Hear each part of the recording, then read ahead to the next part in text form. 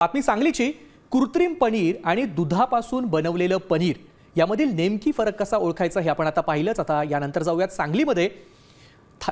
यानंतरची बातमी आहे ती एका विमानाच्या अपघातासंदर्भात।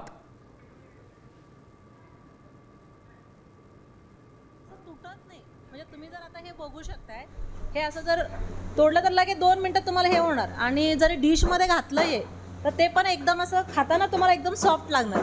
आणि तेच कृत्रिम पनीर असेल तर असं रबर सारख्याने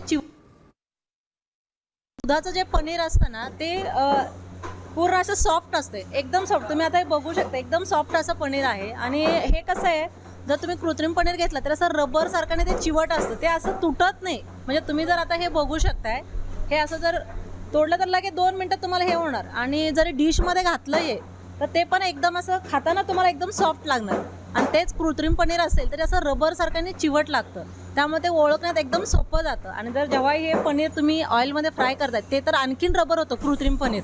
आणि जे प्युअर मिल्कपासून बनलेलं पनीर असतं ते तुम्ही फ्राय करा किंवा डिशमध्ये घाला, काही जरी केलं तर ते सॉफ्टच राहतं, त्याच्यामुळे ते ओळखण्यात सोपं जातं। आणि तुम्ही खाऊन जरी बघितलं तर त्यामध्ये मलाई लागतं, म्हणजे असं मिल्की लागतं खाताना। आणि जे केमिकल म्हणजे कृत्रिम पनीर असतं ते खाताच्या वेळेला असं सपक लागतं, त्याच्यामध्ये दुधाचा कुठलाही कंटेंट लागत नाही।